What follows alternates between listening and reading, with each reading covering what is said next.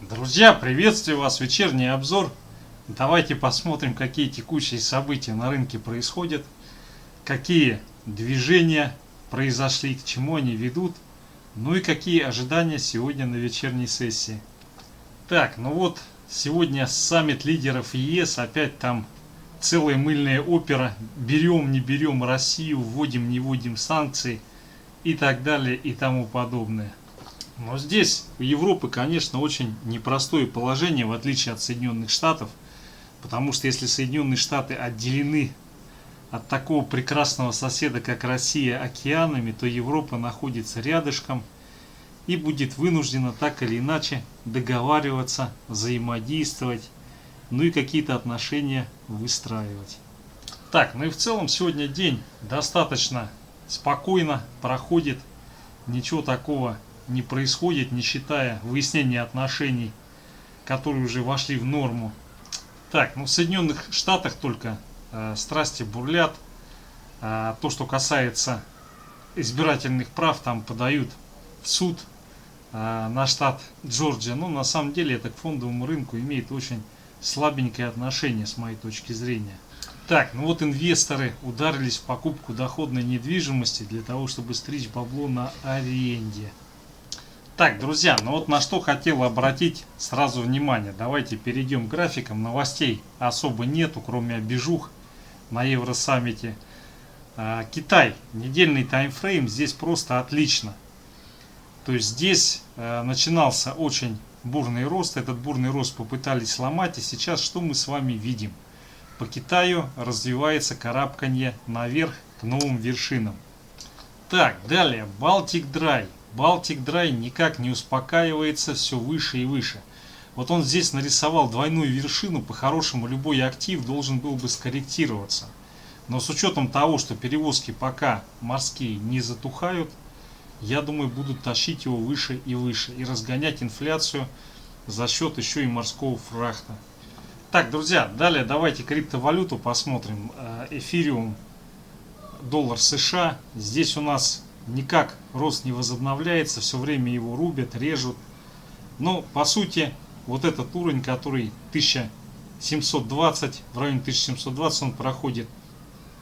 Если этот уровень будет повторно пробит, то тогда действительно эфириум, похоже, пойдет искать поддержку уже в районе 850. Но пока такого пробоя нет, его будут гонять в этом диапазоне.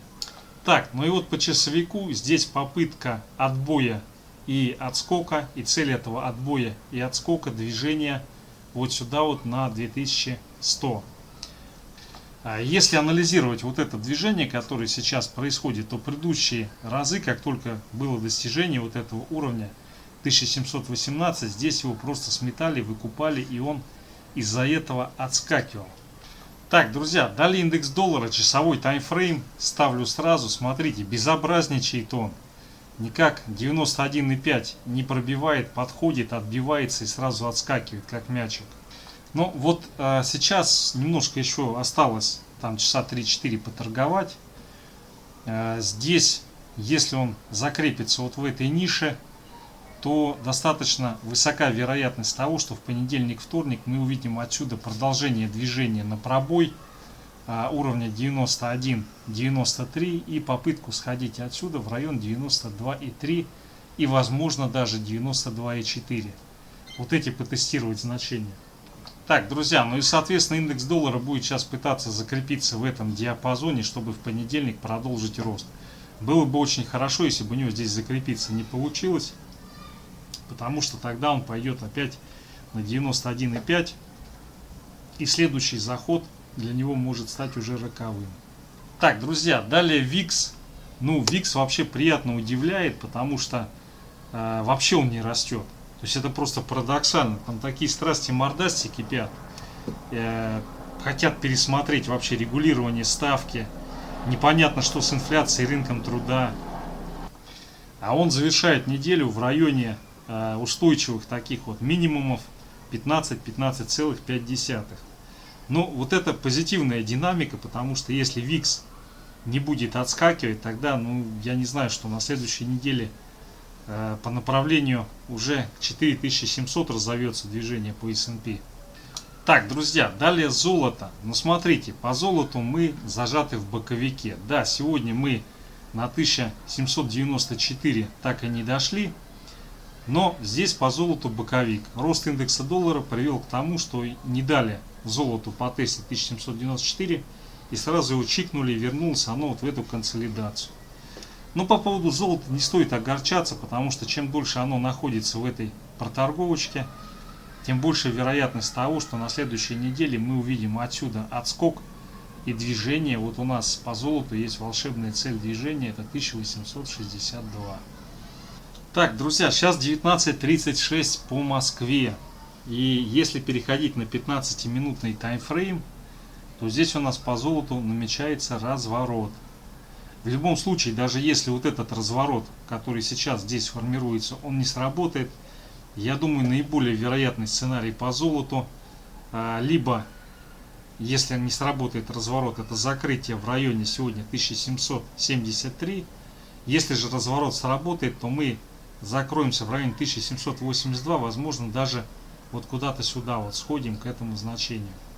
Так, друзья, далее нефть, Brent. Но здесь все вообще суперски. 75,6 устояло. Если закрытие выше этого значения, то в течение месяца вполне мы можем сходить и отработать 94. 94, я вот выше 94 ее вообще не вижу в обозримой перспективе. Мне кажется, 94 будет для нее пределом движения. Возможно, я ошибаюсь. Вот, но сейчас, на текущий момент, высока вероятность продолжения этого роста. Опять же, видите, здесь все вполне как бы четко протекает. Постоянно идет поджатие наверх. Сейчас вот у нас до этого была волшебная поддержка 74. Сейчас она немножко переехала. И она остановилась уже на 75,1, 75,2. Вот здесь вот в этом диапазоне.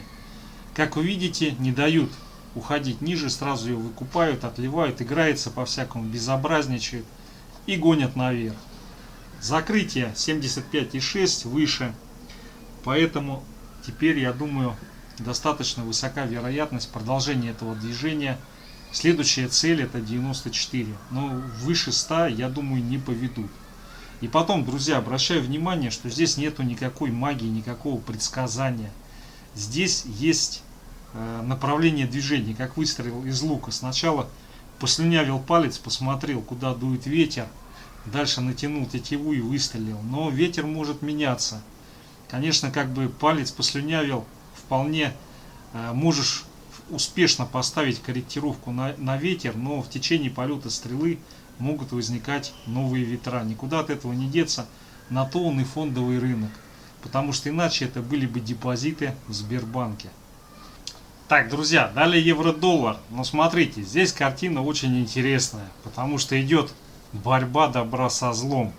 На текущий момент здесь выступает уровень такой 1,1917, 1917. Вот если мы сегодня не пробиваем этот уровень, это будет очень хорошо. Это будет очень хорошо, потому что это создаст предпосылки для того, чтобы в понедельник было тестирование на пробой 1,1976. Если здесь все-таки пробой сейчас вот это вот реализуется, то закрытие будет в районе 1,1855. Я думаю, пока, скорее всего, здесь удержится этот уровень и евро продолжит сегодня и в ночь с воскресенья на понедельник торговаться вот в этом боковике. Так, друзья, далее рубль-доллар, USD Tomorrow, дневной таймфрейм. Но как вы видите, вот этот вот уровень 72.12, он бронебойный. То есть здесь его никак не дают пробить. Как только возникает пробой, его трансформируют в ложный пробой, выкупают и загоняют выше этого уровня. Но я думаю, наиболее вероятно, сейчас давайте мы посмотрим часовик. Вот переходим на часовик, и здесь на вечерней сессии, я думаю, наиболее вероятный сценарий это движение с целью потестить вот этот диапазон 72,3, 72,4. Поскольку мы до него не дошли, его не потестили, не пробили, и, соответственно, эту задачу никто не решил. Вот. Поэтому здесь первый вариант, который наиболее вероятен, это движение с целью потестить это значение. либо закрытие в районе 72,12. Как видите, не дают рублю укрепляться ниже этого значения, сразу его здесь прибегают, собирают и начинает его как мячик пинг-понгить наверх. Ну, доллар наверх, рубль, соответственно, вниз. Поэтому сейчас, я думаю, наиболее вероятный сценарий — это движение вот сюда вот. Если здесь будет пробой, то закрытие в районе уровня 72,8. Если пробоя не будет, то наиболее вероятно это вот движение в этом диапазоне сейчас перед закрытием. Потестить вот это значение и потом вернуться вот сюда.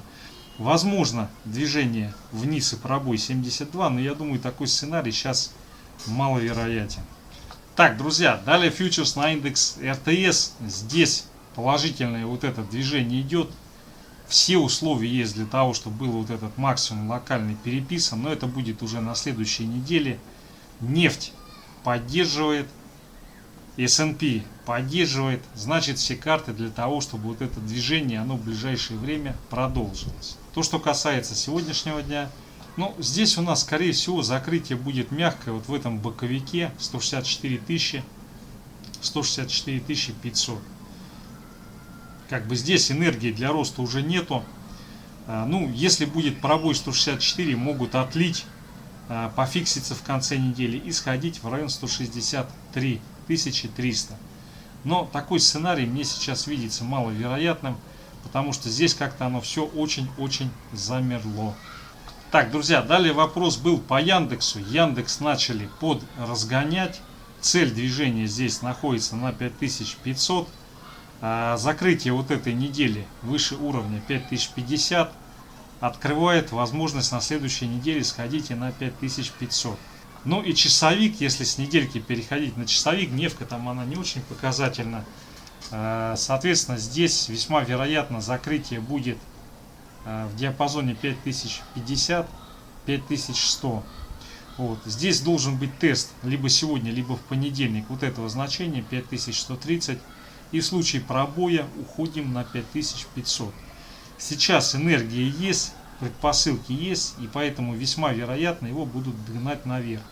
В каком случае это движение не получает развития, это откат и пробой значения 5030.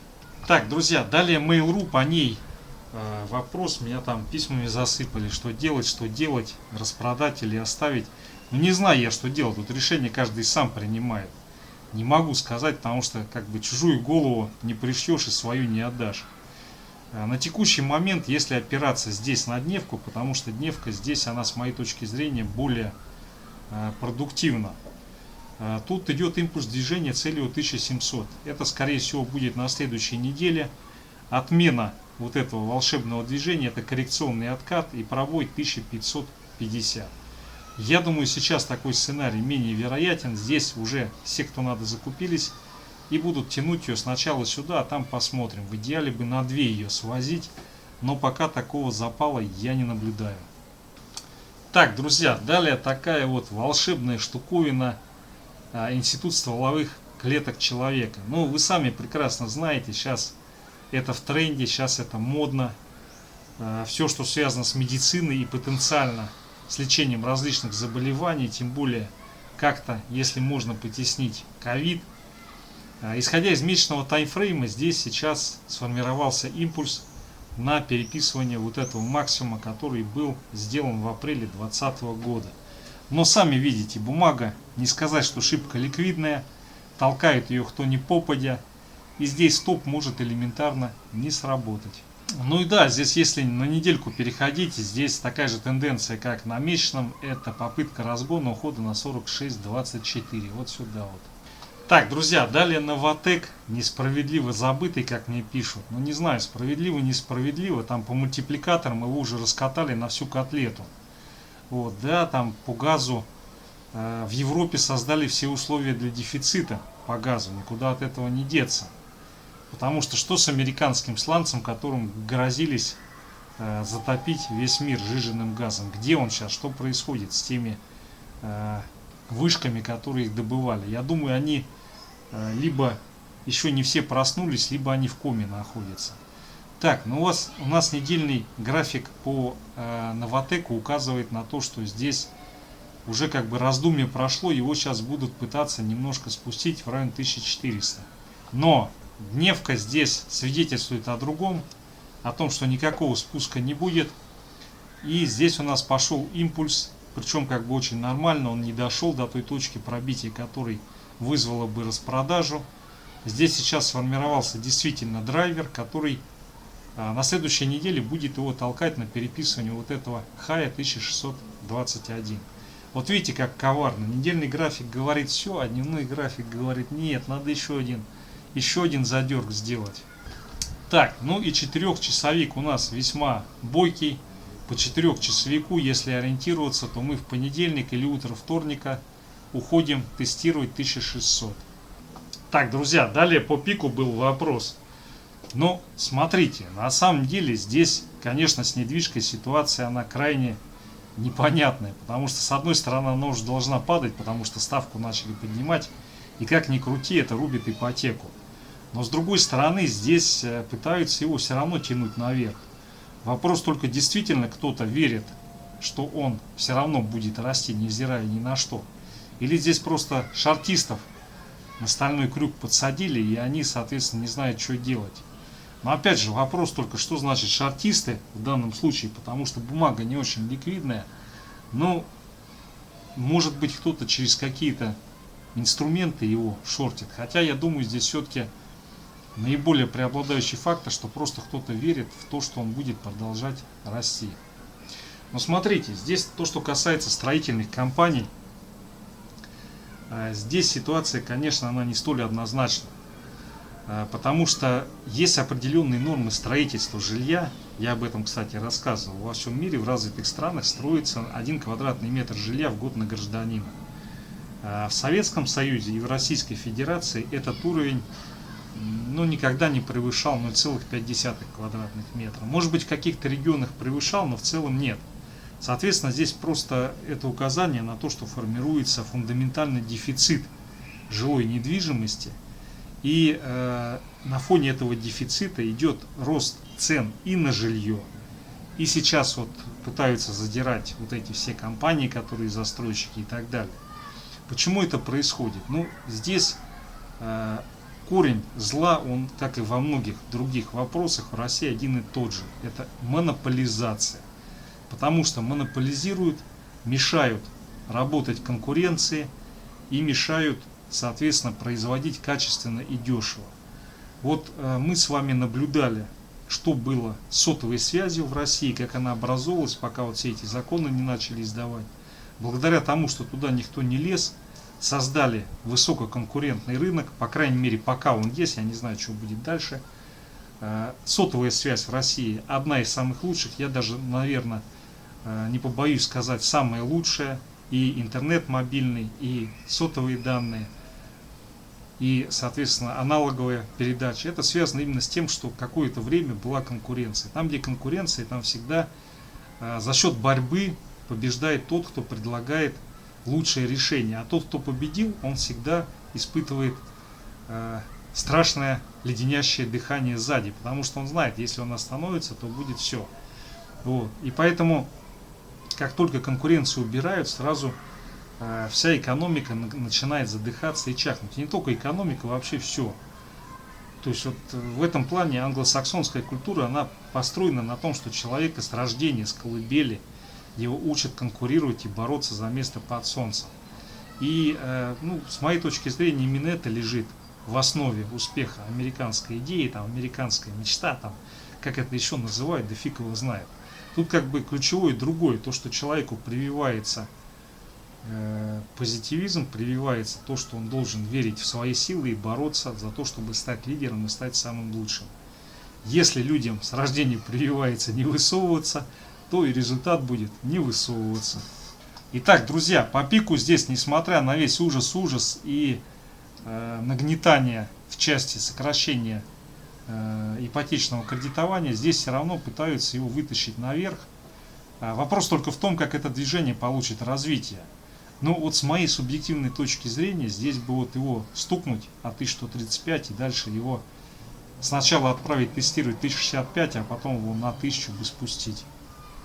Так. Так, друзья, был еще вопрос по Селигдару, золотодобывающая компания, там еще есть Петропавловск, но это вообще там сплошная Санта-Барбара с элементами Эркюля Пуаро. Давайте сейчас на Селигдаре остановимся, недельный таймфрейм. Да, ему не дали пойти выше 49, но и с другой стороны здесь пока ничего такого летального не произошло. Да, его отлили на этой неделе нехило. Ну, смотрите, здесь вот у него есть уровень, который 41,5. Пока этот уровень держится и не пробит, его будут откупать, ну и как минимум гонять в этом диапазоне. Если будет пробит, тогда открывается вопрос с движением вниз и закрытием вот этого гэпа. Цель движения 32,5. Так, ну здесь похоже на дивидендную историю. И судя по всему, эта дивидендная история, она успешно завершилась. Поэтому на следующей неделе, если золото нас не подкачает, весьма вероятно он будет вот этот гэп закрывать и двигаться в район 47,5. Так, ну здесь добавить мне нечего. Единственное, на что хотел обратить внимание, что подобными бумагами нужно заниматься специализированно. Лучше все-таки торговать ликвидными инструментами, либо голубыми фишками, акциями, либо фьючерсами. Друзья, в общем-то все. Основные инструменты посмотрели, на вопросы, которые были по мере своих скромных сил, я ответил. Спасибо вам за внимание, хорошо доторговать и хороших выходных в эту жару. Успеха!